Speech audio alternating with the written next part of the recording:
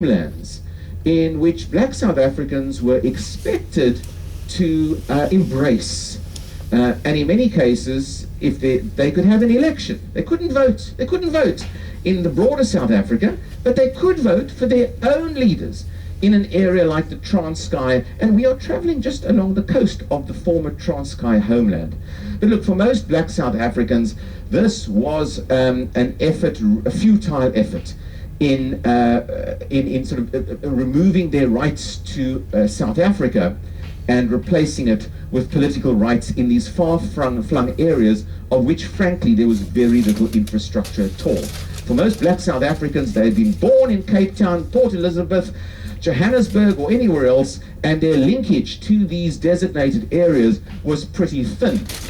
So attempts to get people to move to these areas simply didn't work at all. And again, this raised the stakes in terms of encouraging more protests despite the repression that there was within the country. Moving to the latter part of my talk, 1976, another seminal year. A year I remember very well. I was relatively young at junior school, as it happens, over the time ending my junior school. 76, of course, was the year in which the student uprisings took place in the township area outside Johannesburg called Soweto.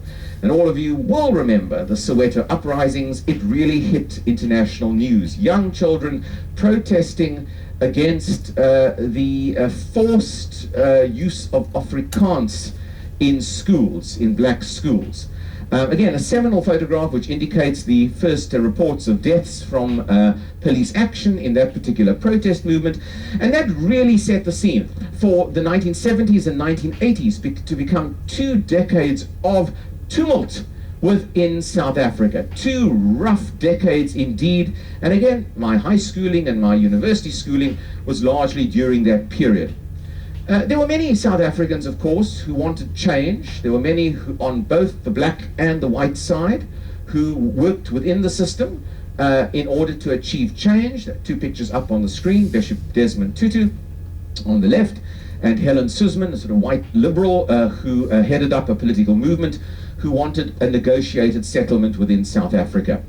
But for many whites in South Africa, and again, let me just stress this particular point because I mentioned it earlier about the influence of Russia.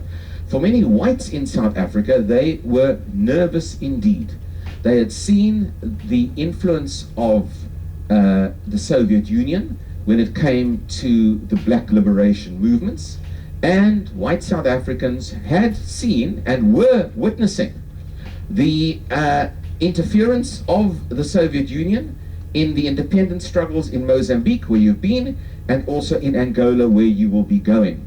And both these 2 countries, and it's great that you've been on this cruise, and it's great that you're visiting these countries, because the imposition of what was a Marxist government in Mozambique in the early 1970s and a Marxist government in Angola made many white South Africans feel as though the Marxism was closing in on them at the southern tip of Africa. Now, that's enough to make a lot of people feel very nervous. There was nowhere else to go for those white South Africans.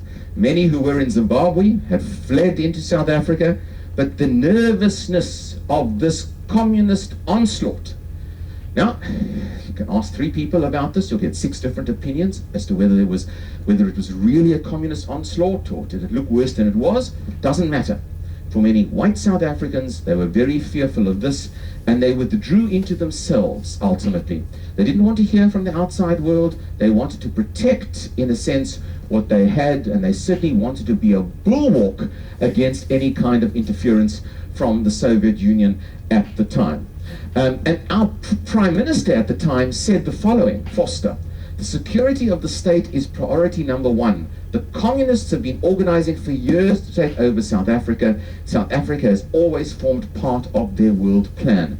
Now, again, we can have a discussion about that, and not everyone will share that particular view, but that view certainly was widely held amongst white South Africans at the time.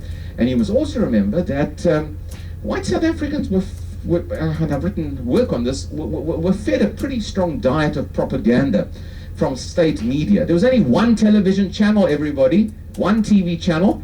And South Africa, by the way, got television very late compared to the rest of the world. We only got television in 1976. Our first broadcasts in 1976.